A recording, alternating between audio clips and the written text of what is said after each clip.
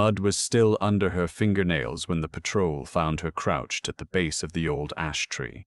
Her knees pressed into the frozen earth, her breath coming out in white clouds that dissolved into the dark between the pines. She had been carving again. The soldier, a young one, barely old enough to shave, with the Iron Ridge crest stitched crooked on his left shoulder, grabbed her by the back of her collar and hauled her upright. Her feet scraped the ground. She weighed almost nothing. He noticed that the same way you notice a coat that's been hanging on a hook too long, empty where it should have substance. "The trees again," he said. He didn't sound angry. He sounded tired in the specific way that people get tired when they've been assigned to manage something they don't understand. He jerked his chin toward the carving. "How many times, Lyra?" That was what they called her. Lyra, not her real name. She didn't know her real name, but the name that had been written on a scrap of hide tucked into the folds of her blanket when she'd been left at Iron Ridge's gate as a child. A name like a shrug. Like no one had thought hard enough about her to give her something better. The carving on the bark was small but precise. She had a good knife. Not hers, technically. But she'd found it in the gap between two stones in the eastern storeroom 3 years ago, and finders was the only law that had ever worked in her favor. She carved in the old script, the kind that the pack's older wolves sometimes used for territorial markers. She'd taught herself from those markers, tracing the shapes with her fingertip during the hours when no one was watching her, which was most hours, because no one watched a packless Omega unless she was in the way. The message read, "The creek feeding the south well runs through the iron rot seam, 3 days before the sickness spreads to the pups." The soldier stared at it. He stared at her. She looked back with eyes the color of winter sky, pale, almost colorless, the kind of eyes people found unsettling without knowing exactly why. "You cut yourself again," he said. She held up her right hand, a thin line across 2 knuckles, already clotting. She'd used the knife's blunt edge to open it, pressing the wound against the wood so the blood would darken the grooves and make them legible in low light. She'd been doing this for months. She was efficient about it now, almost elegant. He sighed. He was pulling double shifts since the pack lost 4 warriors to the border sickness, and he didn't have the architecture in his mind for whatever this was. "Clean the tree before the beater sees it," he said. "You know what happened last time." She knew. Last time, the beater, a woman named Corvo with the blunt-edged cruelty of someone who had mistaken indifference for strength, had locked her in the grain cellar for 3 days. When they pulled her out, she'd been so cold her hands hadn't worked properly for a week. She'd left small, bloody smudges on the cellar stairs on her way back up, a trail of breadcrumbs leading nowhere anyone intended to follow. Her name was Lyra. Except it wasn't. She'd arrived at Iron Ridge when she was 4 or 5. The records were imprecise in the way that records about unimportant people always are. She'd come from somewhere east, from a pack that didn't exist anymore, with a blanket and a name and nothing else. No wolf, no family, no history that anyone had thought worth preserving. She could shift. That was the one thing she'd proven to herself in private, in the deep woods after midnight, when she was sure no one was within a quarter mile. Her wolf was small and gray and moved through the trees like smoke, but she kept that secret the way you keep anything that could be taken from you. Pressed close, invisible, not mentioned. Because she could see things. She didn't know how she'd learned. Except that she hadn't learned. It was simply there. The way her heartbeat was there. A thing she'd been born with and had never been given the language to name. She would walk past the creek and know, with the same certainty she knew her own hunger, that the water was wrong. She would stand near the eastern grain stores and feel the contamination in them like a vibration in her back teeth. She would wake up at 3 in the morning and know that the pack's youngest pup was running a fever that would turn dangerous by dawn. And she would go to the trees and carve it. Because she had to. Because the knowing sat in her chest like a coal and she had to let it out somehow. Even if no one was listening. Even if they kept scrubbing the bar clean and punishing her for defacing pack property. The strange thing was that she was always right. The south grain stores had been cut with ash and gravel. The beater had checked reluctantly after Lyra's third carving on the subject. She'd found the contamination exactly where Lyra had indicated. The patrol track along the northern ridge had a sinkhole forming beneath it. 2 weeks after Lyra carved the warning, a horse's leg went through the earth up to the hock. The elder wolf in the western barracks had a growth in his chest that the pack healer hadn't found. Lyra had carved a description of the location and the shape. The healer had gone looking, found it, and told the elder. The elder had lived. No one had told Lyra. No one had acknowledged it. They had simply scraped the bark smooth and moved on, because acknowledging that the packless Omega with no history and pale eyes knew things she shouldn't know would require them to consider what she was, and Iron Ridge had already decided that question. She was nothing. She cleaned the tree with a rag and a handful of snow, working the blood out of the grooves with careful circular strokes. The forest was quiet around her, not peaceful quiet, waiting quiet. The kind of silence that lives in the minute before a storm announces itself. Something was coming. She felt it in the soles of her feet and the hinge of her jaw and the space behind her sternum. A pressure. A change in the quality of the air. Not a storm. Something else. Something that would be harder to scrub away than a carving on a tree. She found out what it was the next morning when the Beta Second shook her awake before dawn by kicking her pallet hard enough to tip it. Get up! The Alpha King arrives today. The barracks Omega quarters were in the rear of the long building, separated from the warriors' sleeping area by a wooden partition that didn't reach the ceiling and allowed every sound and smell to pass through uninterrupted. Lyra slept on the lowest pallet, closest to the door, which meant she got the drafts all winter and the mud tracked in from outside in the wet seasons. She had arranged herself to take up as little space as possible. She'd been practicing that for as long as she could remember.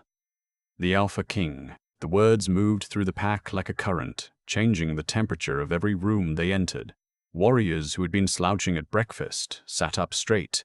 The Beta, Corva, stalked through the common spaces with a new sharpness in her expression, not excitement, calculation. The Pack Alpha, a broad man named Rest, who had inherited the position from his father and coasted on the momentum of that inheritance ever since, emerged from his quarters in ceremonial armor that was slightly too tight across the chest, and practiced his greeting in the corridor outside the kitchens with the focused desperation of someone who knew they were not prepared. Lyra kept her head down. She moved through the preparations like water through a gap, unavoidable in one moment, unnoticed the next. She fed the animals. She carried water from the cistern. She listened. She always listened.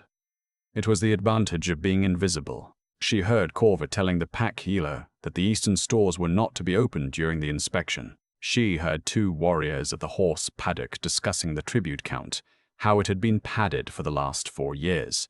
Names of living wolves listed as battlefield dead, so their service wages could be redirected to an account that benefited exactly 2 people, and neither of them were warriors. She heard the healer himself, in a low exchange with one of the older Omega women, talking about the medicines he'd been diluting and selling at a surplus, about the elder wolf's death 3 years ago, that hadn't been from a growth that couldn't be treated, but from a treatment that had been deliberately inadequate. She heard all of it, and she felt it. The cold in her chest, the pressure behind her teeth, the specific feeling that had always preceded her carvings. Except this was larger than a contaminated creek or a sinkhole in the patrol track. This was something that had been building for years in the dark. She went to the trees at mid-morning while the pack was occupied with preparations. She found a birch, older than most, with bark like pale paper, and she opened her knuckles with a knife. And she carved. She carved for a long time. The blood darkened quickly in the cold, and she had to keep reopening the cut. But she was precise, patient, and her hands did not shake.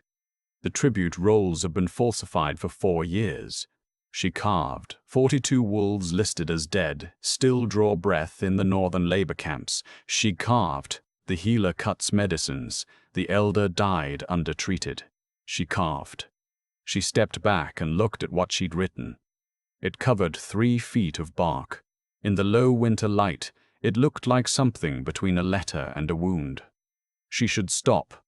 She knew she should stop.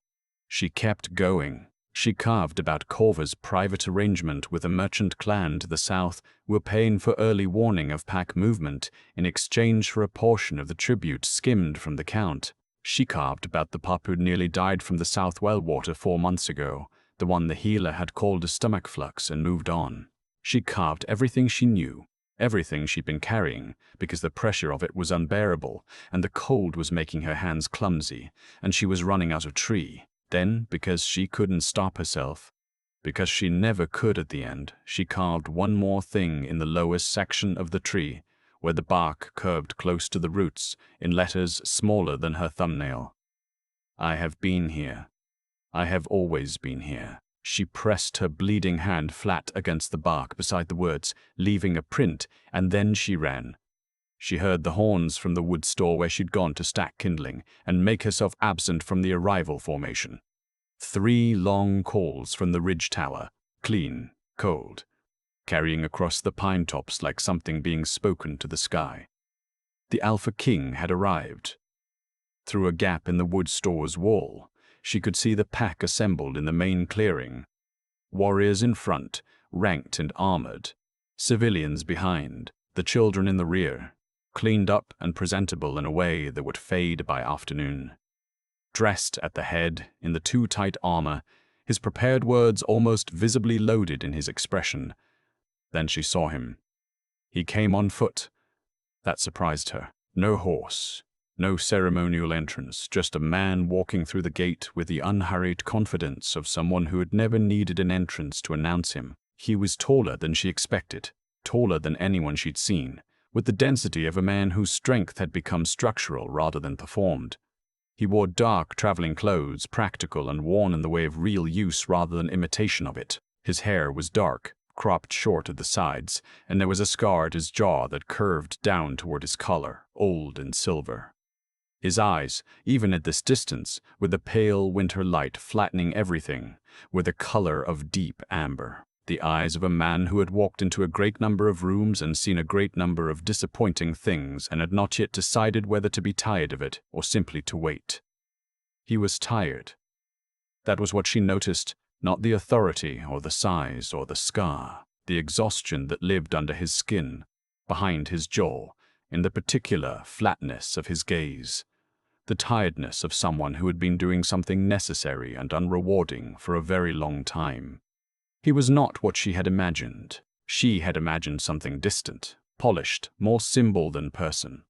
She had not imagined someone specific, someone with road dust on his coat and a scar that someone had given him, which meant he had been within reach of something that wanted to hurt him. Someone real. Something happened inside her chest, not her heartbeat.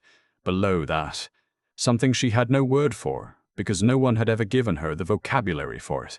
It pulled. Like a fishing line going taut in deep water, like a compass waking up and finding north after years of having no particular direction to point. She pressed her hand against the gap in the wall. Her breath fogged the wood. He stopped mid-stride. In the clearing, mid-stride, one boot still lifted from the ground, his body going absolutely still in a way that was nothing like freezing, and everything like a predator that had just heard the one sound it had been listening for. His head turned, not toward Drest, who was advancing with his prepared greeting and his too tight armor, not toward the assembled warriors, not toward anything in the clearing at all. His head turned toward the wood store, toward the gap in the wall, toward her. His nostrils flared. His amber eyes, which had been flat and assessing, went wide and then narrow and then wide again, the pupils blooming dark. He said one word to the warrior at his shoulder. She couldn't hear it, but she could see it in the shape of his mouth. A question. The warrior looked toward the wood store and saw nothing. Stone wall, dark gap, ordinary shadow. Drest reached him, greeting tumbling out in the thin, rehearsed voice. The Alpha King looked at him briefly. In a moment, he said, his voice carried across the clearing without effort, the way a bell carries without trying to be loud. 2 words. Not dismissive, not rude, just true. A man who had already found the thing that mattered and was not yet done orienting himself toward it. He walked across the clearing toward the wood store. Lyra backed away from the wall. Her shoulder caught a stack of kindling. It rattled and she caught it, both hands out, barely avoiding the collapse.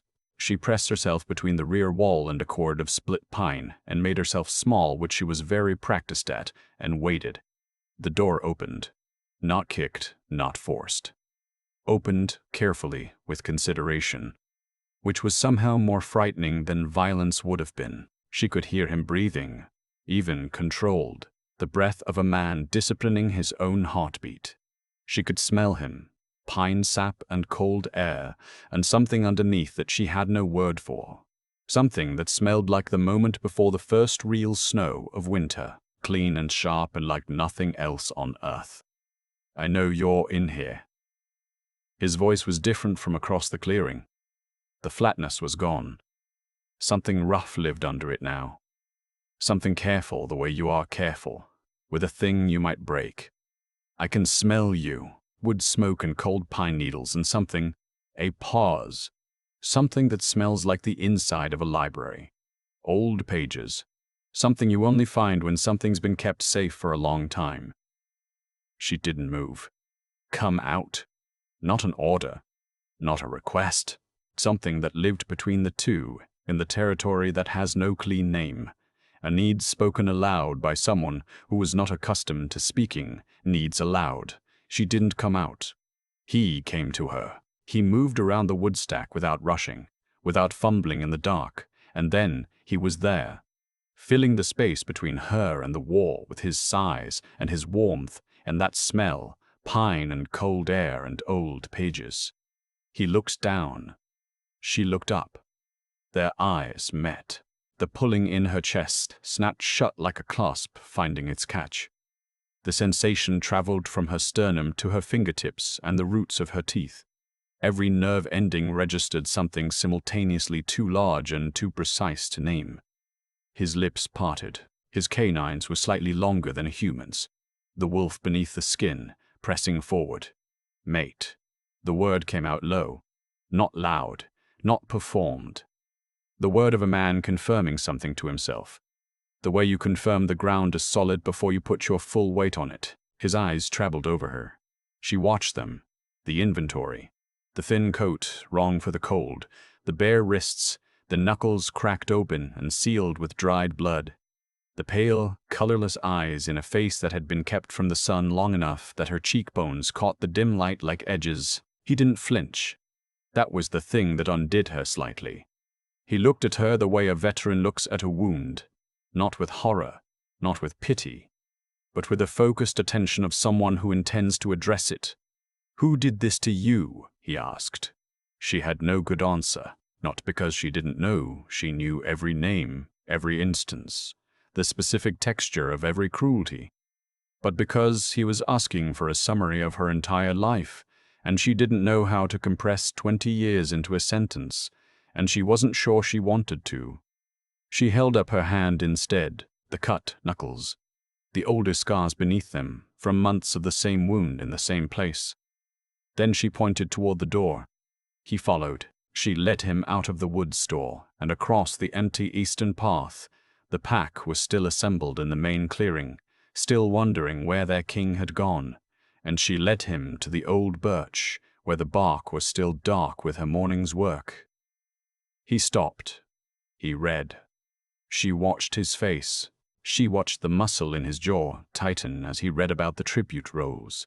She watched his hands close slowly at his sides as he read about the 42 names. She watched something shift in his eyes, from the flat, exhausted assessment she'd seen across the clearing to something awake and precise and very, very quiet as he read about the healer and the elder wolf and the medicines. Then he crouched down. He found the words at the base of the tree, the small ones close to the roots. "I have been here. I have always been here." He stayed crouched for a long time. His hand hovered over the letters without touching the bark.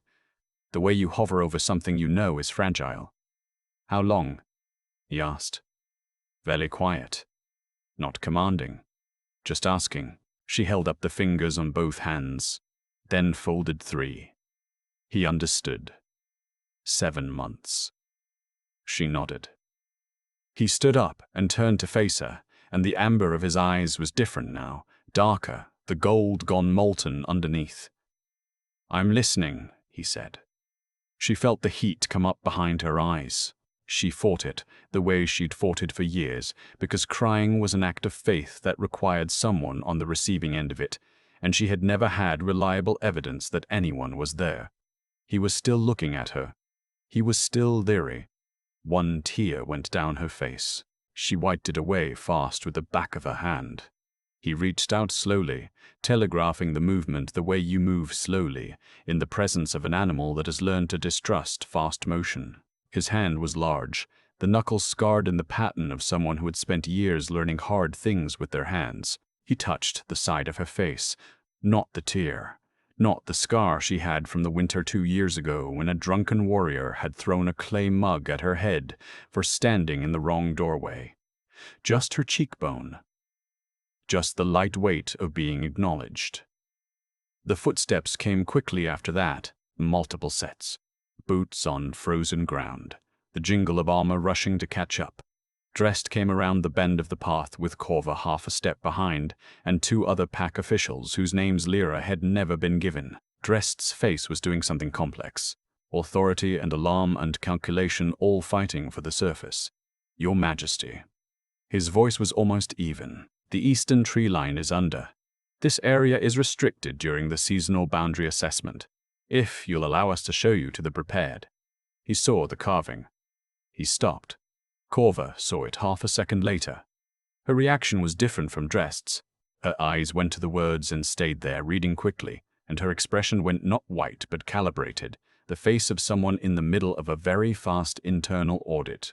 "The Omega," Corva said, her voice smooth and immediate, "has been marking the trees for months. We've been trying to address it. She's unstable. She ingests things from the forest. She has delusions about the pack's internal workings. We've been seeking help for her. But the South well," the Alpha King said. "Conversational. Not loud. Silence. The patrol sinkhole on the northern ridge. More silence. The elder wolf in the western quarters.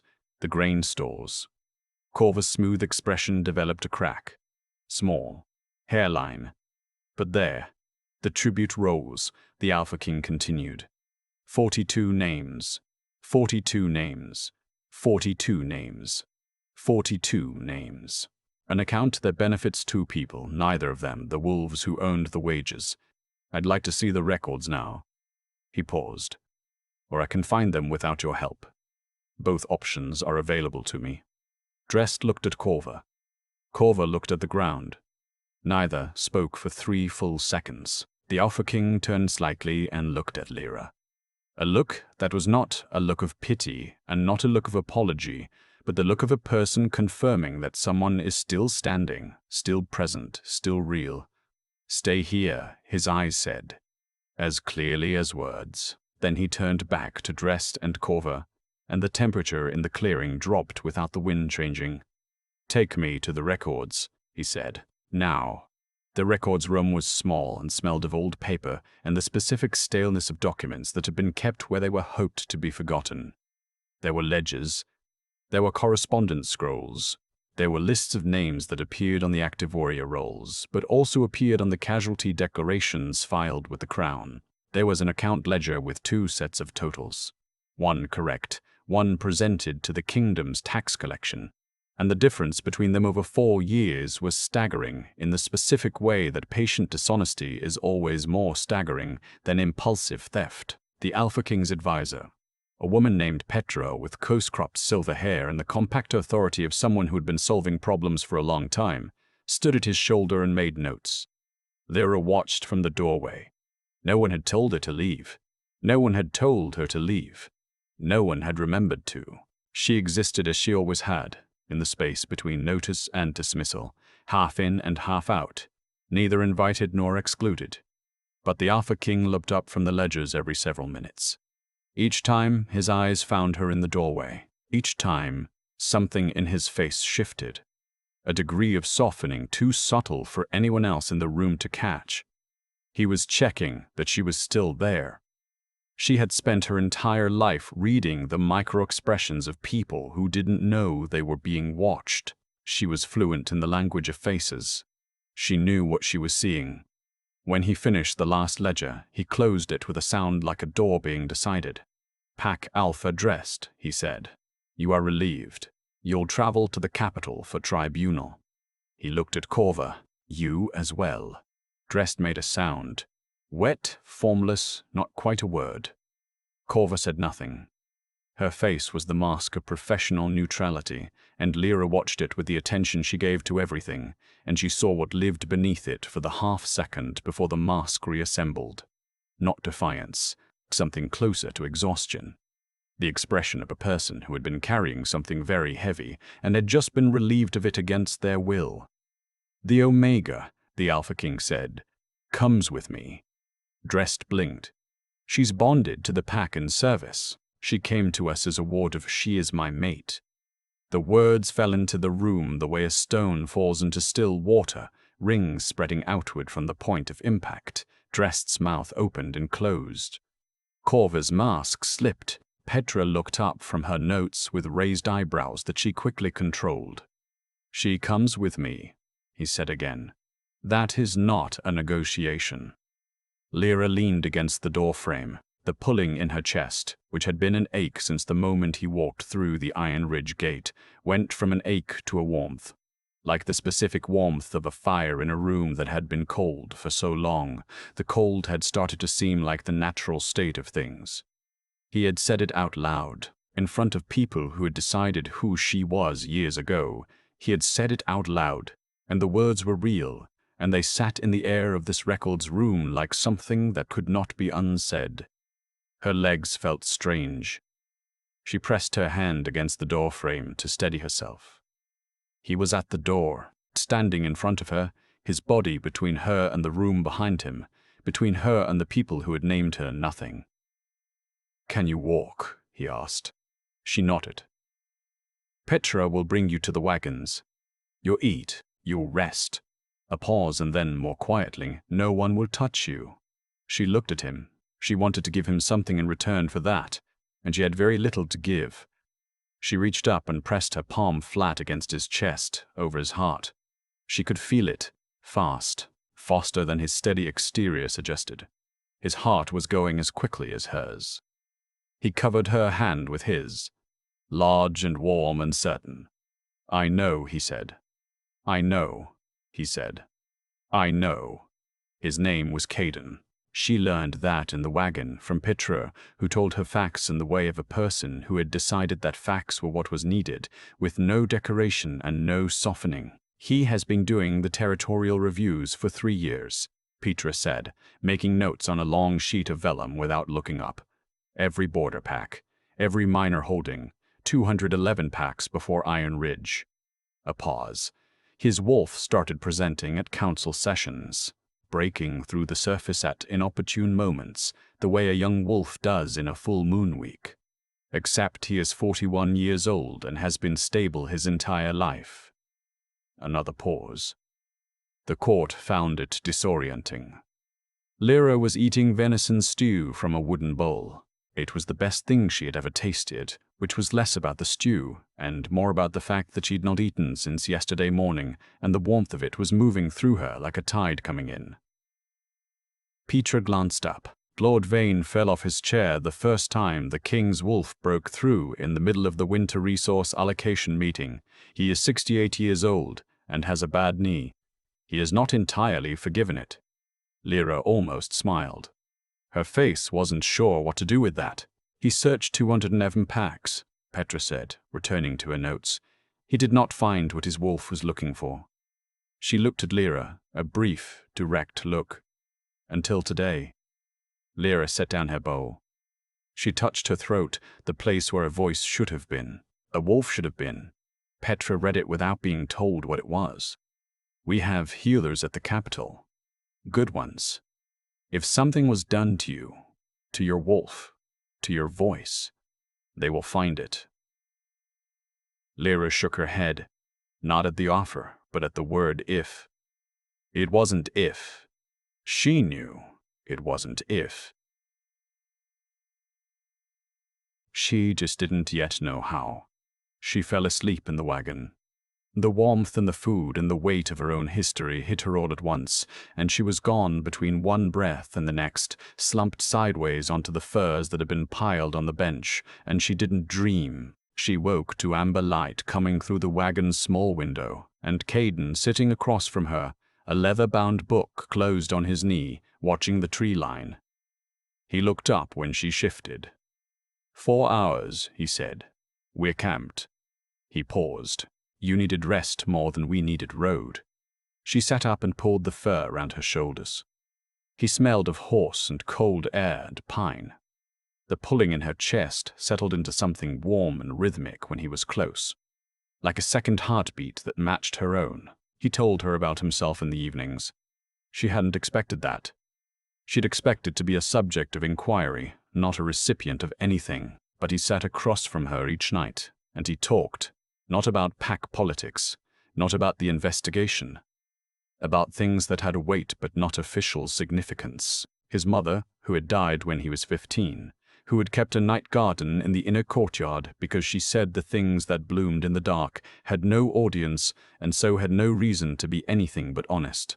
His wolf, which had broken through the shifting room wall at his first change and sent 3 palace guards running for entirely understandable reasons. The 3 years of searching, the exhaustion of it, the growing strangeness of being the most powerful man in the realm and unable to explain why his wolf wept in formal meetings.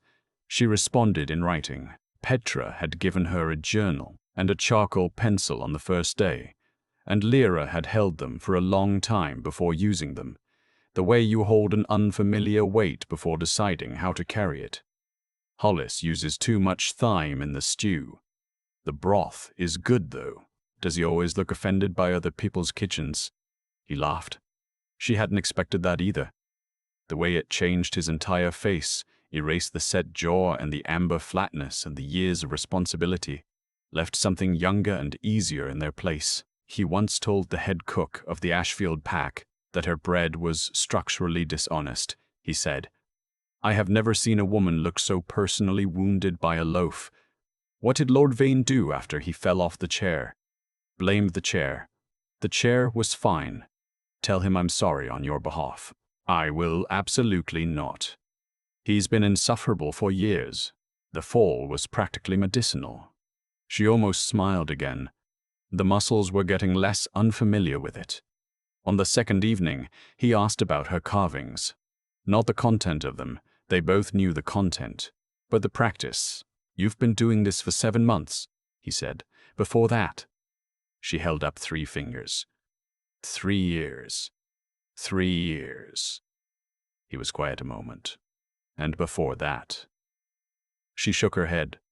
Before that. She shook her head. Before that, she hadn't known she was doing it. Before that, she'd thought the knowing was just a peculiarity, like the colorless eyes, something that made her strange without making her useful.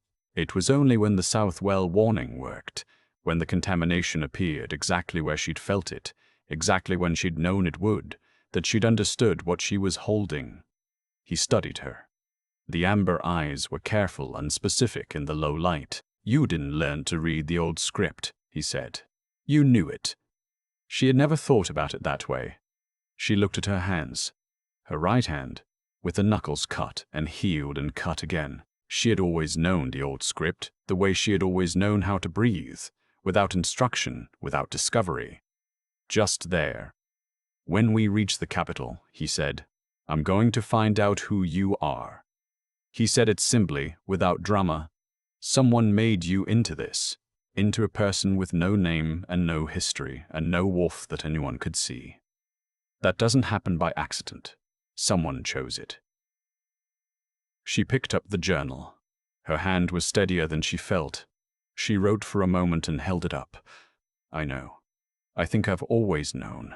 I just didn't have anyone to say it to. He read it. Something moved across his face that was not pity and not sorrow, and was too large to fit inside either word. You do now, he said. The capital's healer was a tall woman named Ines, with close-cut grey hair and the efficient calm of a person who had spent 40 years seeing things most people couldn't bear to look at.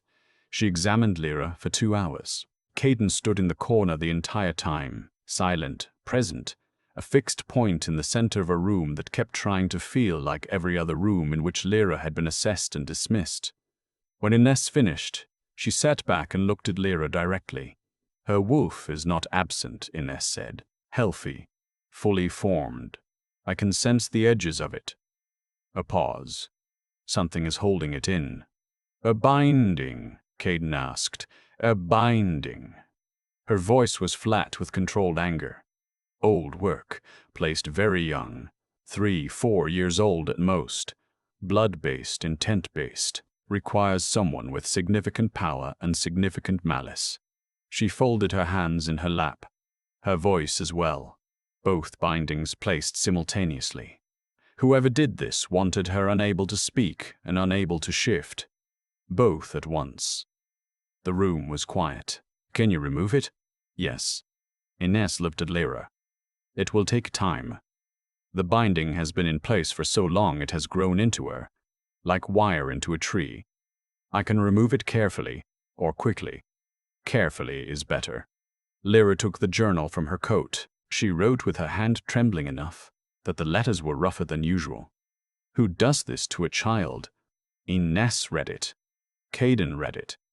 He closed his eyes for a moment. When he opened them, the amber was gone, replaced by something gold and absolute, his wolf very close to the surface, the canines visible, his hands gripping the edge of the table hard enough that she heard the wood speak. "That," he said quietly, "is what we're going to find out." It took Petra's team 6 days to trace it. They started with Iron Ridge's records, sparse, casual about a mission, and worked backward through transfer documents, border-crossing logs, the administrative residue of a pack that had been officially dissolved 17 years ago. The pack had been called White Veil. It had been small, eastern, unremarkable by most accounts, except for one detail that the archivists found on the 4th day, buried in a census record so old that the ink had gone sepia. White Veil's alpha had been a woman, one of very few in recorded history. Her name had been Ava. She'd had a white wolf, the kind that appeared once in a generation, associated in the old accounts with something that the packs called farsight, the ability to know what was true before it was visible, the ability to feel the shape of something coming before it arrived. She'd had a daughter. The daughter had been 4 years old when White Veil was dissolved. Her name was not Lyra. Her name was Naya. Caden found her in the palace's small inner garden, sitting on a stone bench beside the dormant fountain, writing in her journal. She was writing a description of the frost patterns on the stone, the way they followed the grain of the rock, branching like something alive, the way living things always seemed to be doing when you looked closely enough.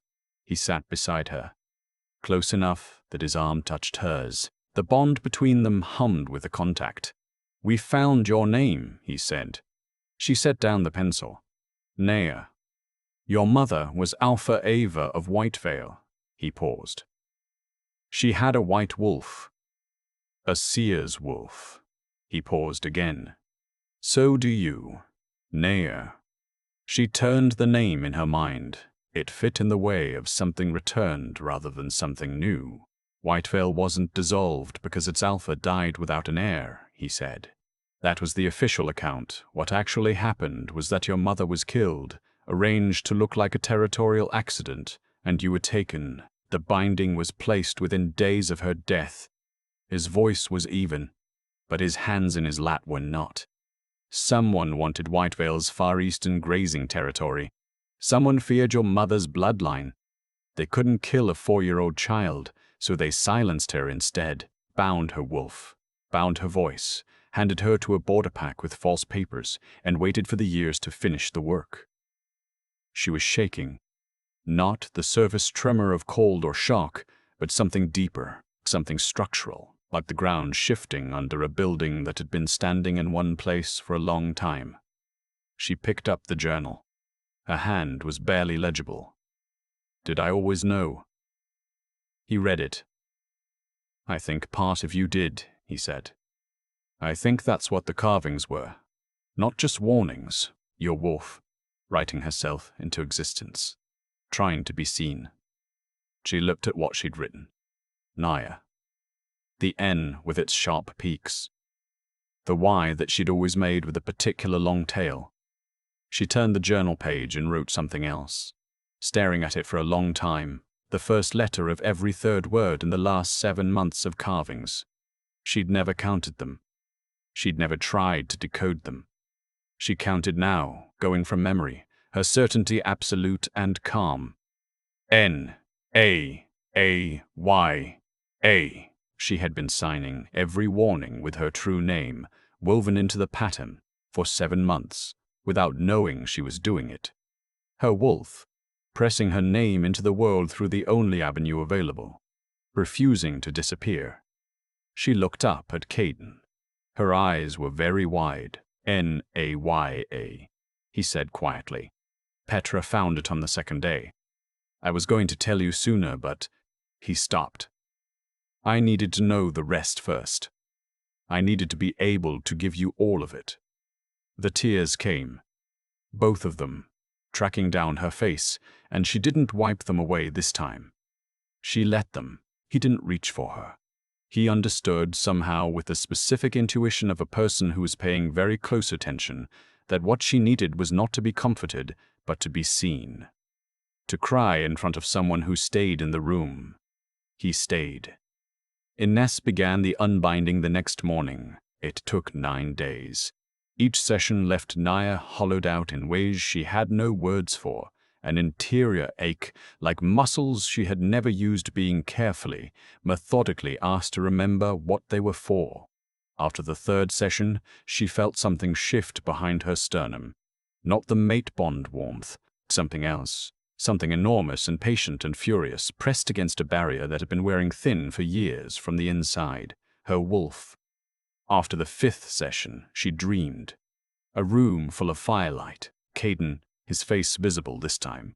Not an impression, not a silhouette, but him, specifically the scar at his jaw and the amber eyes in the set of his shoulders. His hands were steady. He was looking at her. And she was speaking.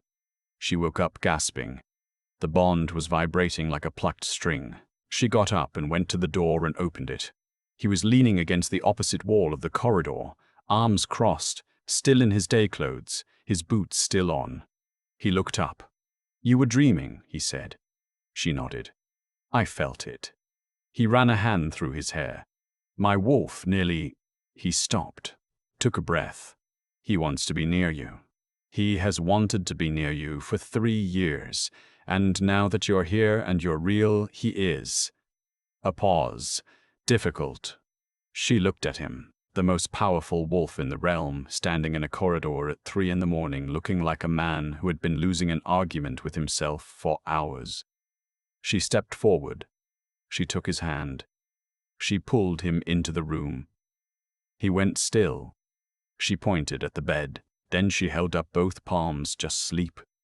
He looked at her for a long time. He came inside.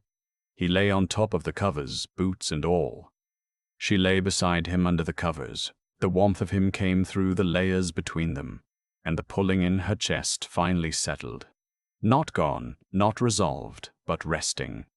A compass that had found north and been allowed to stop spinning. She slept without dreaming. In the morning, his arm was around her, and his face was pressed into her hair, and he was breathing slowly. She lay still and listened to him, and felt the wolf inside her press against its barrier. Not frantic, not desperate, but patient. Almost free. The binding broke on a Thursday afternoon. She was in the garden. She was writing a description of the frost on the fountain stone, noting that the pattern had changed since the morning.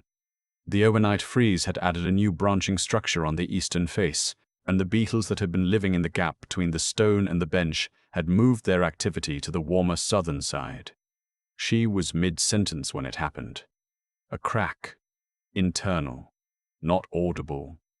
A sensation like the moment when something held too long under pressure is finally released. The shards of the binding fell away from something that was enormous and white and had been waiting a very long time.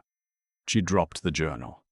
She opened her mouth, and the sound that came out of her was not the small, ordinary sound she had imagined her voice would be. It started in her chest, and rose and emerged into the cold afternoon air, as something that rattled the window glass of the palace's upper story and sent every bird within a quarter-mile erupting from the bare-branched trees simultaneously.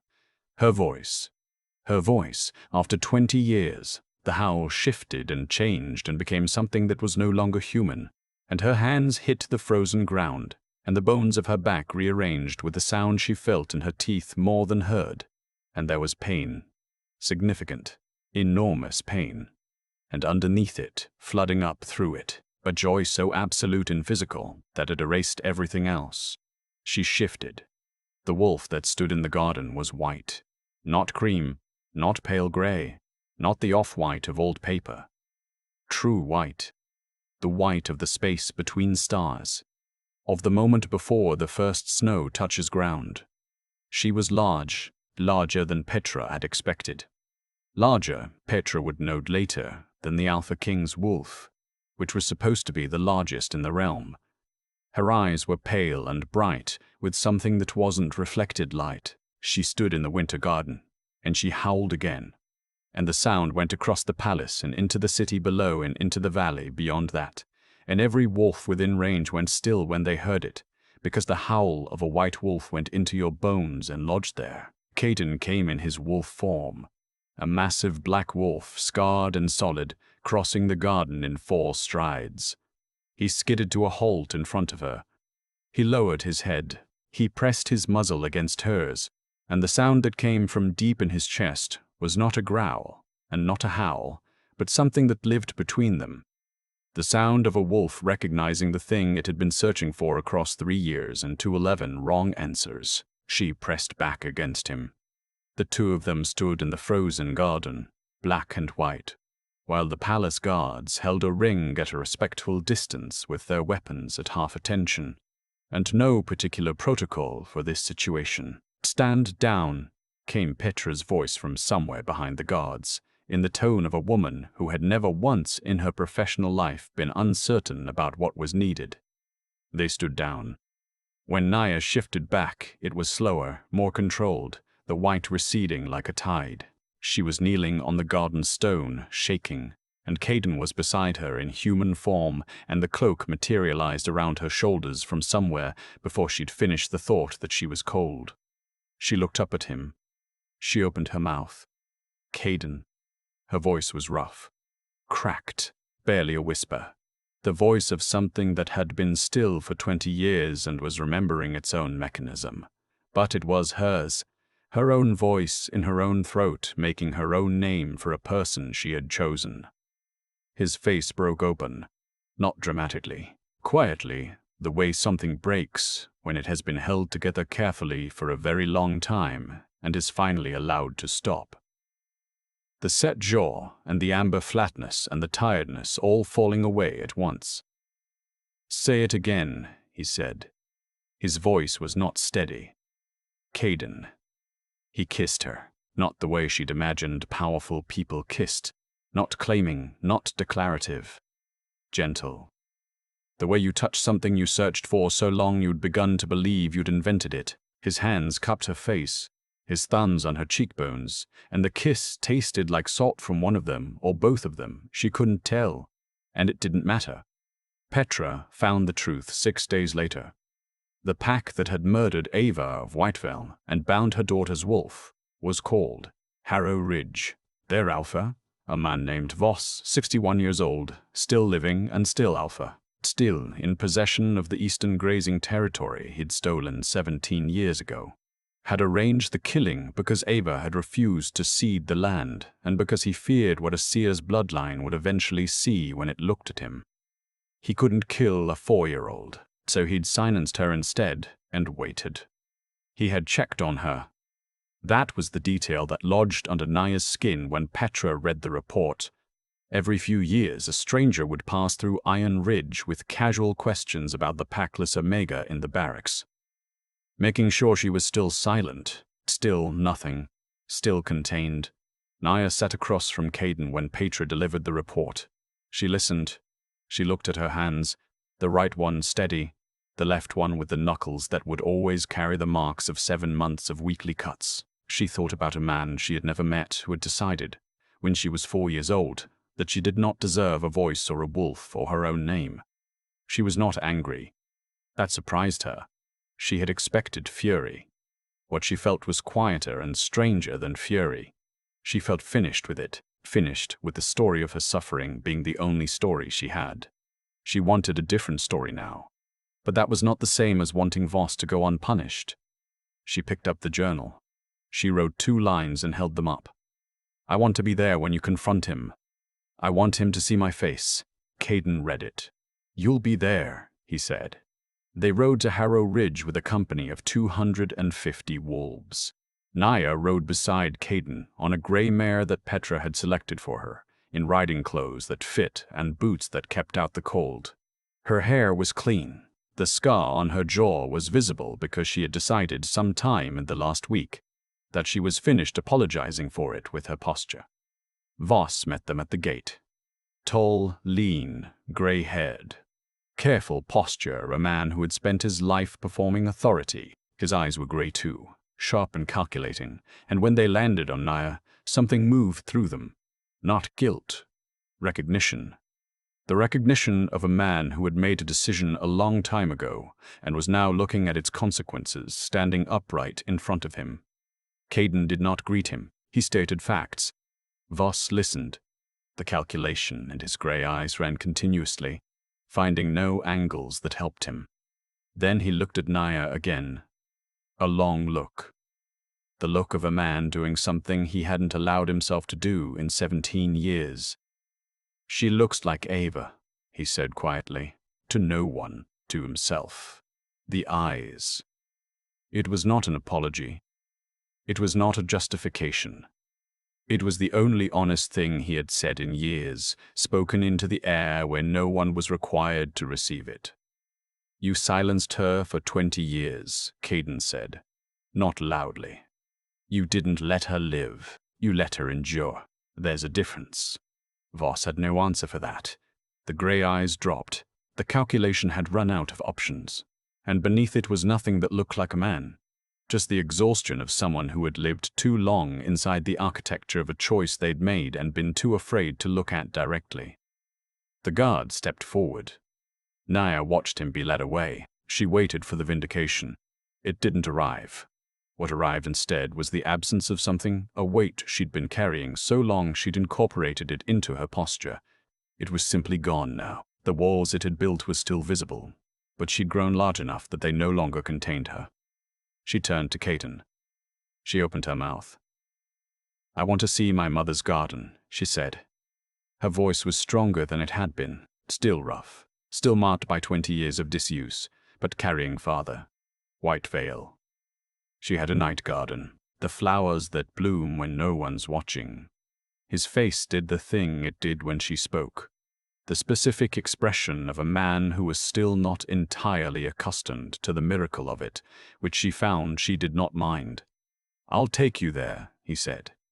Whitevale was wild now. 17 years of no one had let the forest reclaim most of it. The paths overgrown, the buildings half returned to the earth. The boundary markers swallowed by moss and time. But behind what had been the Alpha's house, in the sheltered corner where the old stones had fallen together into something like a wall, the garden was still alive. It had gone feral. The night-blooming flowers had spread far beyond their original beds, running through the ruins, climbing the fallen stones, growing in the gaps with the tenacity of things that had been left to their own judgment, and found it sufficient. In the moonlight, they opened, white and silver and a pale blue that was almost not a color, releasing a scent that was sweet and cold and like something you smelled in a dream. Naya stood barefoot in her mother's garden. By choice, the earth was cold and faintly damp, and she could feel the mycelium network below it, the living web of everything connected to everything, the vast, quiet conversation of the forest floor. Her wolf ran warm. Caden stood before her. He had set aside everything external, the coat, the sword, the markers of what he was by title. He was just a man with tired eyes and a scarred jaw and hands that could be careful when they needed to be. "Naya," he said, "I want to mark you. I want every wolf in this realm to know that you are mine and I am yours." He stopped. But I need you to say yes, in your voice, out loud. She looked at him. She thought about the barracks, and the frozen ground, and the blood on her knuckles, and the years of carving her name into trees without knowing it was her name. She thought about 7 months of warnings that no one answered, and one man who had come through a gate and stopped mid-stride and found her with his eyes before anything else. Yes, she said. Her voice was rough and real and entirely hers. His hand curved around the back of her neck, warm and certain. He tilted her head to the side. She felt his breath against the place where her shoulder met her throat, and his canines, sharp and precise, and the bite, immediate, bright, absolute. And then something flooded through the bond that was larger than pain and larger than pleasure, something that was the feeling of a door being opened that had been closed for 20 years. She felt him, not beside her, in her. His heartbeat inside her chest. His thoughts at the edge of hers, careful and warm. His wolf pressing against hers through the bond, black and white, enormous and real. She threw her head back and howled. The sound went across the ruined territory of Whitevale and the wild garden and the night forest beyond it. It went a long way. In the villages within earshot, wolves stopped what they were doing and listened and felt it in their bones and didn't know what it was, only that something had been returned to the world that had been missing from it. She marked him in return, her teeth finding the curve of his neck, and his blood tasted like something arriving. They returned to the capital 3 days later. The pack gathered in the great hall for the formal presentation. 300 wolves, plus the staff, plus the council, including Lord Vane, who looked at Naya with the suspicious assessment of a man who had not yet finished deciding about her and considered that his prerogative. Cardane stood before his pack with Naya beside him. He didn't explain. He didn't defend. He said 5 words. "This is your queen, Naya." Silence. Lord Vane stood up. Slowly, with the effort of a man who was 68 years old and had a bad knee and was standing because he had decided to stand, not because standing was comfortable. "I knew Ava of Whitevale," he said. His voice was thin but carried. "She was the most unsettling person I ever sat across a table from. I mean that as the highest possible compliment." He paused, his eyes on Naya. Her daughter carved warnings into trees in her own blood for 7 months because no one gave her a better option. He looked at Caden. "She will be a considerable improvement on most of what I've seen in 40 years of council work." He sat back down, wincing at the knee. "Try not to waste it." Someone in the hall laughed. Then someone else. Then the sound spread, and underneath the laughter was something warmer and more complicated. The sound of 300 wolves making a decision about a person, and finding that the decision came easily. Naya did not speak to the crowd. Her voice was returning steadily, but sustained address was still beyond her, and she knew it, and she didn't pretend otherwise. Instead, she raised her left hand, the one with the scarred knuckles, the one she had cut open over and over in the cold to carve her knowing into the world, because it was all she'd had. She raised it and curled it into a fist and pressed it against her chest. She hadn't planned it. Her wolf gave it to her. The way her wolf had given her everything true about herself, without announcement, without instruction. Just there. The hall went very still. Then Lord Vane, bad knee and all, raised his fist and pressed it to his chest. Then Petra, then the wolves closest to the front, and then the ones behind them, and then all at once. 300 wolves pressing their fists to their hearts in the echoing great hall of Iron Halt, the sound of it like something deep inside the earth remembering how to move. Caden looked at her. The bond between them hummed like a string, finding its note. His eyes were not tired. For the first time since she'd seen him walk through the Iron Ridge Gate, his eyes were not tired. She would learn to speak fully in the months that followed. Her voice would always be rough at the edges, marked by 20 years of silence the way a tree is marked by a hard winter, visibly, permanently, not as damaged but as record. She kept writing in her journals. She always would. She filled them with everything. council observations and beetle behavior, and the way frost patterned stone and the specific quality of light on winter mornings, and what it felt like to sleep in a warm bed beside a person whose heartbeat she could feel through the bond at any distance. But that is a different story. This one ends in the great hall, with 300 fists pressed to 300 hearts, and the sound of it filling the space where silence used to live. The last torch guttered and caught. Outside, in the palace's inner courtyard, where Naya had already begun replanting the night garden with seeds carried from Whitevale in a cloth pouch in her coat pocket, the cold air smelled of frost and distant wood smoke and something sweet and nocturnal that had no name in the common tongue. On the bark of a birch tree at the edge of Iron Ridge's eastern wood, the last of the carvings were fading. Rain had gotten in over the winter. The blood in the grooves had gone from rust to brown to the color of old wood, indistinguishable from the bark around it. The words were dissolving, returning to the tree, returning to the ground. The name went lost. Carved in the lowest section, close to the roots, in letters smaller than a thumbnail, Naya. The rain would take it eventually. It already knew it could. She didn't need the bark anymore. She didn't need the knife or the cut knuckles or the cold, dark mornings alone in the wood, with only the trees to receive what she knew. She had a voice now, and the first word she had used it for. Rough and cracked, and barely louder than wind through pine needles, spoken into the cold air of a palace corridor to a man who had searched 2 and 11 wrong places to find her, was his name,